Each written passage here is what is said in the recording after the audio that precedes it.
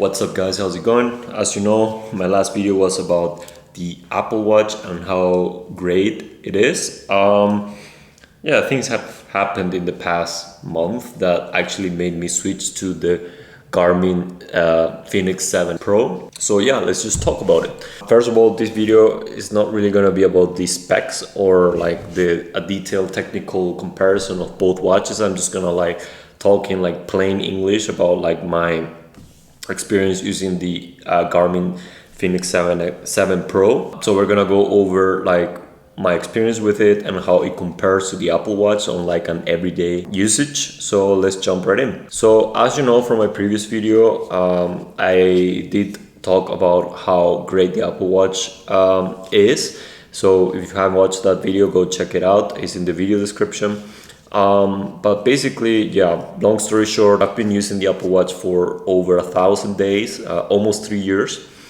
Every day, literally, only for sleeping, I took this off and to charge it, obviously. And it has served me well. It was just during this winter that the battery life of this thing had become very annoying for me. So I was basically at the crossroads. 3 options I had actually. So the first one was to just replace the battery of this thing and keep using it, which would have been completely fine.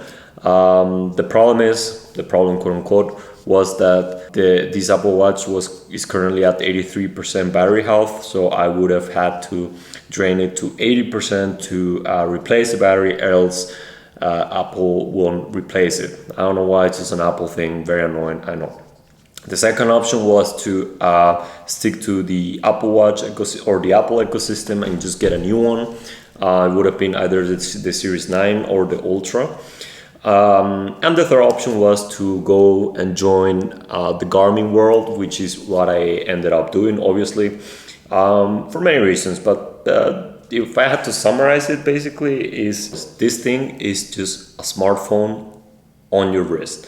That's it. It's just an extension of your iPhone to the best of its capability in such a small form factor, and let's admit it does a very good job at that. It also has a lot of good hardware for fitness activities. One may argue that the GPS and the heart rate monitor on the Apple Watch is actually better than on the Garmin. Fitness in general is not the primary target of the Apple Watch. It's actually more of a smartwatch device that can do some fitness activities. Hell, you have to download 2 apps to kind of mimic what Garmin can do. This one being Work Outdoors, the Work Outdoors app, and also the Athletic app, which apparently is not even that reliable for many reasons. But not to say that the Garmin features are 100% accurate. But at least that's what people on the internet are saying, that even these 2 apps that you have to pay on top of getting the actual device are not accurate. Actually, I mean just the Athletic app. The Work Outdoors app is great, and if you use an Apple Watch, I highly encourage you to get it. It really extends or improves the ability or the things that your Apple Watch can do, especially with the navigation part. So check that out if you have one of these. Now let's just compare these 2 watches. I'm gonna take the Garmin off for a bit. So these look completely different. It's completely different approach to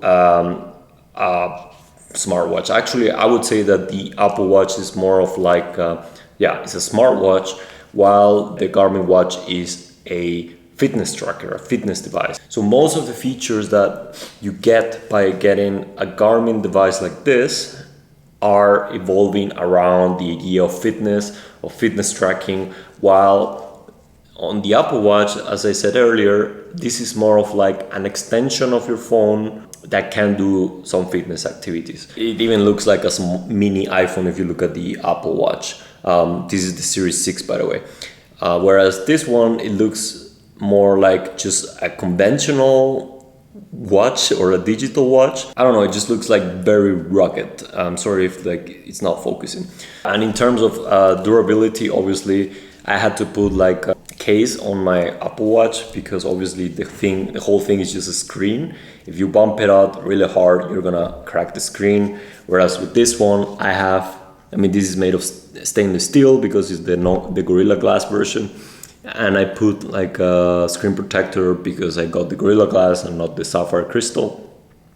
And one cool thing about the Fenix is that the frame actually, so the glass actually doesn't stand out. It's a bit depressed. I cannot, because I have a screen protector, it might be harder to tell.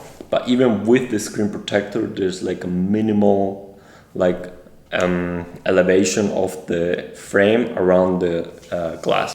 In terms of like the user experience, I gotta say, like, it took me a couple of days to get used to like the Garmin user interface compared to like the Apple Watch.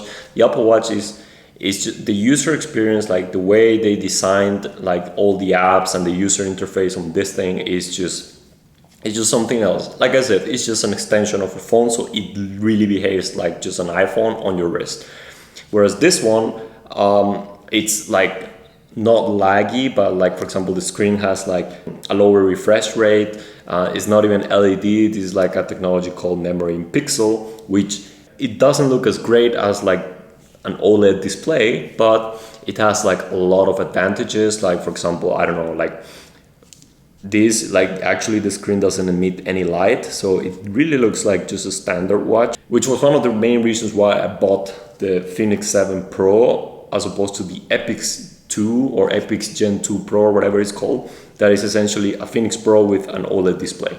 I wanted it this way because first of all, the battery life is like much better on a screen like this, and second, because it just the screen is always on and it looks very discreet. Like you can still tell, maybe not there, but you can still tell the time just by looking at it, and you don't even have to turn on like the little light that you can turn by either pressing one of these buttons or like with a wrist gesture.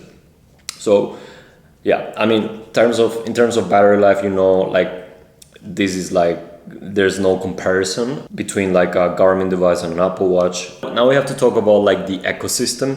So if you know me or you have been following me for a while, you know that I'm a huge Apple fanboy. Like it's so obvious. Like I don't know, dude, I've had like 6 or 7 iPhones my entire life. I've had like 3 MacBook Pros. I have an iPad Pro. I have the AirPods Pro. I have the AirTags. I have like even the Apple Watch, right? So there's clearly a trend here. So moving away from the Apple ecosystem to this was like a huge jump, or I wouldn't say like courage, but like it was a huge change for me. But I'm actually very glad I did, for many reasons. But like the things that come to my mind first are, well, this is just the better fitness device. It's not because it has a better like hardware, because I'm pretty sure the Apple Watch, or one can argue then like in terms of like GPS accuracy and like I don't know, like heart rate monitor, this might actually be better than the Garmin, even though this particular version apparently has a new sensor. But it's just because this watch is just focused for fitness. It's not meant for you to use it as a smartwatch. You can use it as a smartwatch, but that's not the main goal. Let me give you an example. So I still have to like learn a lot of what this thing can do, but in terms of like smartwatch stuff, I think like you can get notifications. Like if you have an iPhone, you can get notifications, but you cannot reply to the notifications. So this could be because of just Apple's like restrictive environment, that it just doesn't let other companies like do these interactive things with like smart devices. So I don't know how it is for Android. Maybe you can actually reply if you're using like an Android phone. That's like one reason why it's more like a fitness device. Also, I actually kind of like the look of this more than of the Apple Watch. Like this is more like a subjective thing, but for me personally, I just like this more. Now you may say, okay, you can just deactivate all the like smartwatch stuff on this thing and have it more as a fitness device. Fair enough, but the problem is that you're still dealing with like horrible battery life. Like at best on like the series 7, 8, 9, I mean this is a 6, but like on the non-ultras you can probably get like 2, maybe 3 days of battery life. I'm not even sure you can get like more than 2. The only thing I deactivated on this was the notifications of like my smartphone. That's the only thing. And I get like, I just charged it yesterday, and I still have 17 days of battery life. I don't know if you can see, there you go. 17 days, which is ridiculous. If you get like the 7X version of this, which is like the 51 millimeter size or something, like you get up to like 28 days of battery life. But like, since we're talking about battery life, like there's one thing I have to mention that may be a bit misleading if you're considering getting one of these things. So this, for example, has like an 18-day battery life, but this is if you use it in like, I think they call it smartwatch mode or whatever. If you go for a run now, like for like 1 hour, you're not gonna get like 18 days out of battery in total, like after you run. Like the estimated battery left is probably gonna go down by like a day or so. So you will essentially lose a day of smartwatch mode because of the run, which means that if you go out for a run like 3-4 times a week, or if you like do a workout, or you do something that requires the use of the GPS, you're gonna find yourself charging this thing like every week, as opposed to like the 18 days of like battery life that all the people talk about with these things.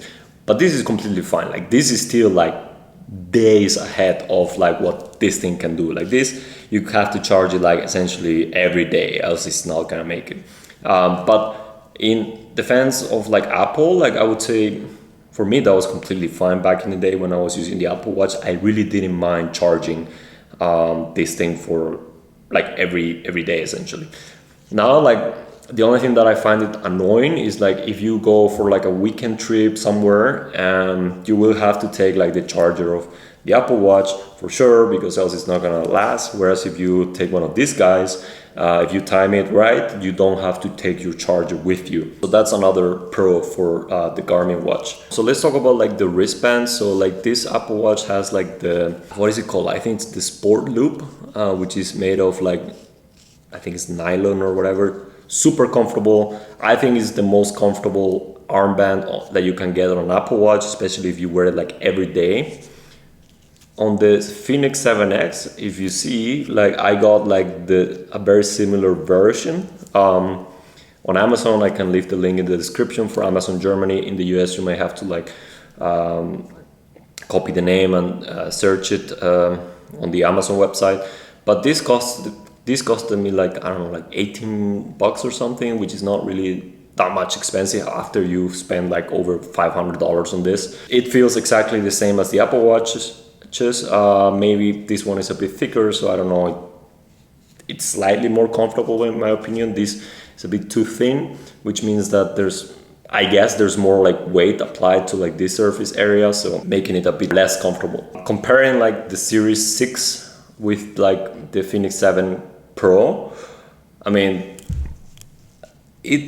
I'm using a case on like the Apple Watch, so it doesn't, like the size difference, it's not that big, but I'm touching this Apple Watch for the first time since I bought the Fenix 7 Pro, and man, this thing is light.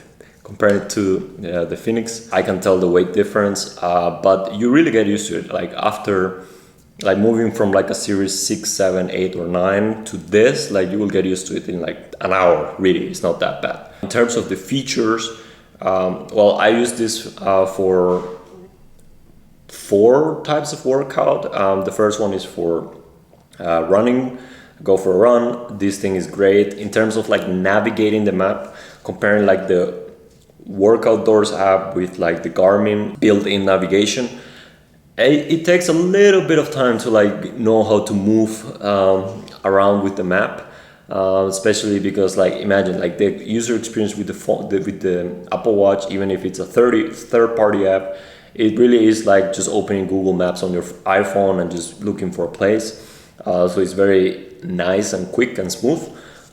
Whereas with this one, I think their processor is either not so strong like the Apple Watch, which has an advantage of better battery life, or they like throttle down the processor, making it slower by design. But it takes a bit to get used to like just moving around like the map. The map takes a little bit to load. Yeah, it's just a bit slower, but ideally obviously we would like a smooth experience, like super easy to like move around with the touch screen. But I just see it like as a style of the watch. Like it's just slow, but it's like, because it's, I don't know, it's just like a more rugged device, more like hardcore fitness than this. But that's just how I see it. Obviously, I repeat it again. But it would be better if it was just smooth. Yeah, so I use it for running. I also use it for hiking here in Switzerland. There's so many things you can see. I'm so looking forward for like spring and summer where we can like just go out there and like do a lot of stuff. Hiking. The third sport is weight training. So I've started hitting the gym again. Not necessarily for like weight gains, but just to like do something on like my rest days that don't involve cycling or running. Because what I found like in the past 2 years, like sometimes I would have my rest days and I would feel like I could do something, but I cannot go for a run or cycle every day, right? Because I would get injured, and I actually did end up injured many times. So weight training, great, especially with this device. Like I don't know how they do it, dude, but like once you start like the strength training on the device, like it is very good at picking up like what sort of like weight training exercise you're doing. So if you're like doing like some bicep workout, like it will pick it up. It will even pick up like the number of repetitions that you're doing. Maybe there's a third-party app on the Apple Watch that can do it. Definitely the native app, I don't think it does. But yeah, in terms of like how accurate like picking up the number of repetitions this thing is, I think like 80 to 90% of the time it's like very accurate. Sometimes it like counts out like one more, one less, or it really misses it like big time. But like I said, 80 to 90% of the time it does the job like 100% accurately. I said like running, hiking, weight training, and I also do it for cycling, even though like I have a bike computer, which is also a Garmin. It's the Garmin Edge 530. I don't technically use it for cycling, but because it's also a Garmin device, what I have on my bike, it's all like beautifully synchronized with the Garmin Connect app, which is like great, right? Because like all the like input of my data is like just collected there, and like the Garmin Connect app gives me a lot of insights that are very useful, sometimes very depressing, because it tells me like I am essentially dead even though I do like a lot of like exercise, which I would say is above average for my age. So briefly talking about like the ecosystem again, in terms of like the software involved with your iPhone. So with the Apple Watch, obviously you had like the Apple Health app, which was, I mean, in hindsight I'm actually disappointed, but like because this was my first smartwatch / fitness device, if you will, it was a great intro to this world, because the Apple Health app was just collecting all the information in one place to a certain extent, because again you have to download like third-party apps for you to like gain similar features as the ones you would get with the Garmin watch. But one could say like reasonably that all the data was within the Apple Health app, and you also had like the rings and all this. I think it's a great app, a great way to see your data. And if you're just an average person who like just goes for a run like, I don't know, like 3 times a week or even like 5 times a week, yeah, I think the data is more than enough. You don't need more than just your heart rate or your cadence and your, I don't know, the amount of distance that you're running, the amount of time that you're running, if you just want to go out there and do stuff, right? But I think this thing with the Garmin Connect app just takes it to a completely different level. First of all, because like with the Garmin Connect app, again, everything is like in that one place, even like the things that you have to rely on with the with the Work Outdoors app, everything is just with the Garmin Connect. Maybe designing a route, like you can use Strava and then just move the map to Garmin Connect. I can make like just a dedicated video for like in terms of like the features that you would get with the Apple Watch and Apple Health as opposed to with the Garmin Watch and like Garmin Connect.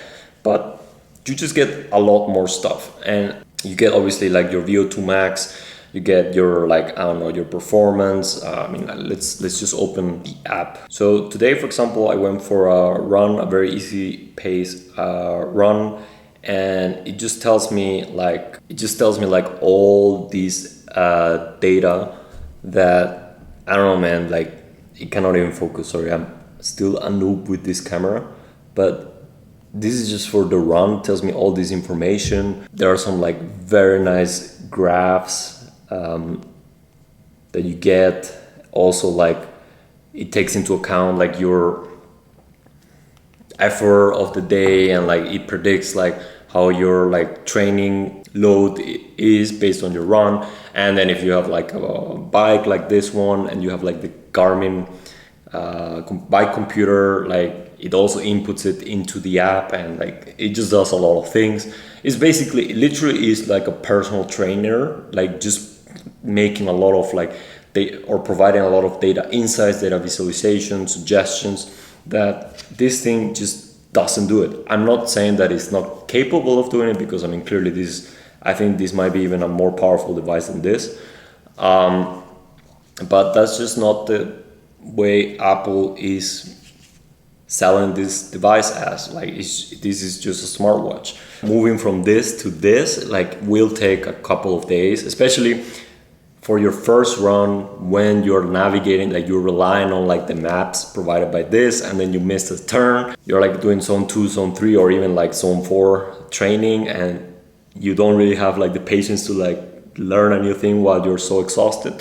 Yeah, you're gonna just be a bit frustrated with the way this thing handles navigation, but it really is not a big deal. Like, you get used to it, and then it becomes second nature. Now let's just put the Apple Watch aside, and we'll just talk about this thing in terms of like why I got this particular Garmin device and not like the Epix Gen 2 or Garmin Forerunner or something, or one of these other watches.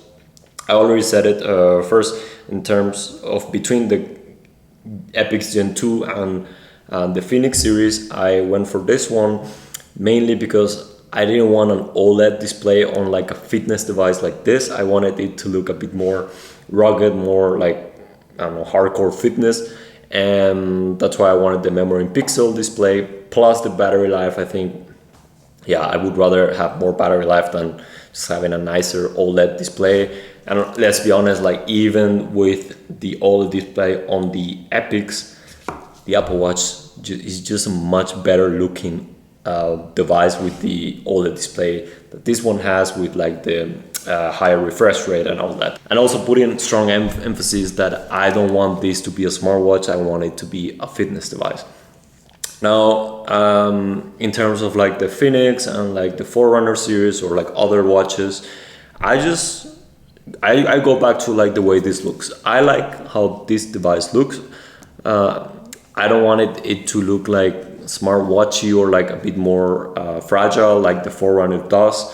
Also, I think the Forerunner, like in terms of like the glass, I think it goes up a little bit, so the glass is actually always exposed. I'm wearing this the whole day. I even go to sleep with this. Like, I didn't go to sleep with the Apple Watch, but with this one, I actually do track my sleep. I want to put it on my wrist and then just forget about it, not care about whether I will just bump it on the wall or like on the door handle. With the Forerunner series, I don't think this would have been the case. Yeah, so it's like durability. I think the looks, again, I just like this more. Now let's talk about like getting Sapphire versus non-Sapphire, and this gave me a lot of headaches.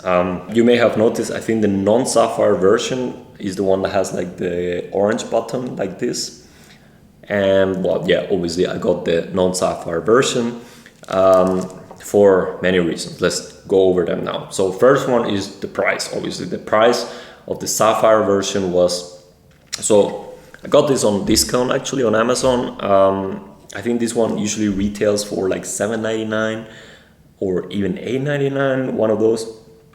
And this one I got on sale for like 530 francs, which is like 550 US dollars or something. So yeah, and at the time I bought this, the Sapphire version, like the cheapest I could get was like, I think it was like $800, so 780 francs. It was like 220 francs more, or maybe my math is wrong, 250 francs more than this one. So for like essentially the same watch, we use sapphire, and like I think instead of stainless steel, you have like titanium, which is in theory lighter than steel, but I think it's not as durable as steel. Especially if you bump it on like the walls and stuff, I think steel is more durable. I may be wrong, but that was the impression I got from reading it on the internet. Again, leave it in the comments down below if I'm wrong. We got the price. I think this one, in terms of like the frame of the watch, it's more durable. Now let's talk about the screen. So in terms of the sapphire crystal versus like Gorilla Glass, I mean, based on the research that I've done, and again, if I'm wrong, correct me in the comments, Gorilla Glass is actually obviously more prone to scratches than sapphire crystal, but because crystal is a much more harder material, as far as I understood, it's more prone to cracking than Gorilla Glass.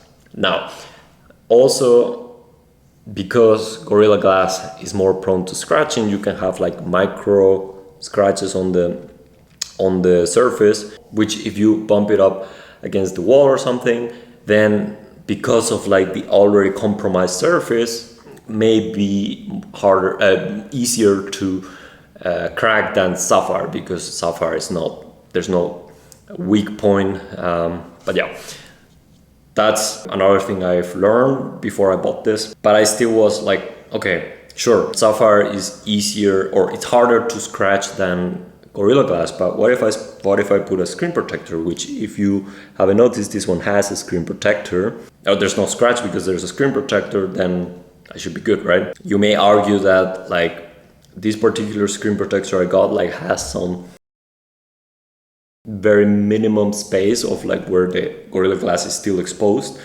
I've read on the internet that the Spigen screen protectors actually fit the watch perfectly, but this one is not a Spigen.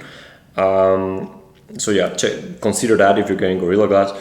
But yeah, it's a very small place or area where the glass is exposed. I'm willing to take that risk. Another thing about sapphire crystal is that apparently, so two things.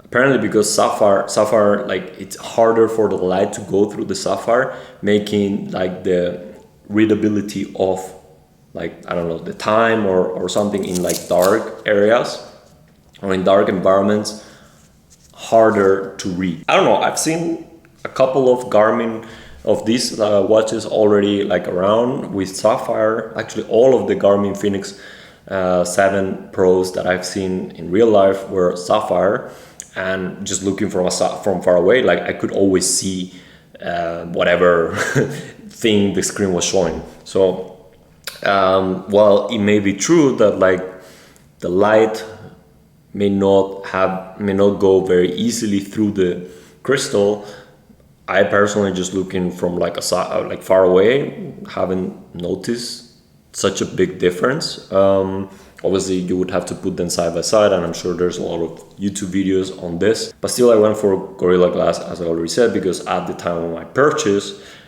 I didn't know which one was better, and I just guessed that maybe Gorilla Glass is also, I mean, it is better in terms of readability, so just another reason to get Gorilla Glass. Last thing on this topic of like which glass or crystal you should get. Apparently with this version, like the Fenix 7 Pro, Garmin seems to put like some anti-reflective coating on top of the sapphire crystal, which means that you can actually scratch the coating but not the crystal, and nonetheless still like have an impression that the screen is, or the glass is, sorry, it's not glass, it's crystal, is scratched, because the coating is scratched, not the sapphire crystal. So that was another reason why I didn't get it, because I thought, okay, if the screen coating or anti-reflective coating can be easily scratched, then I will have to put a screen protector on the watch anyway, so might as well just get the Gorilla Glass. That was the reasoning I went through when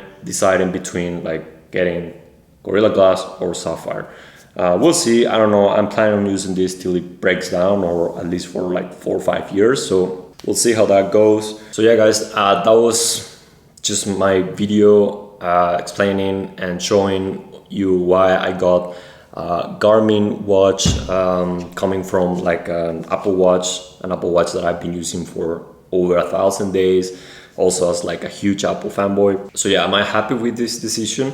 100% yes, for all the reasons I mentioned earlier. And yeah, if you have any questions about like making the transition, just let me know in the comments down below. I will try to answer them to the best of my abilities.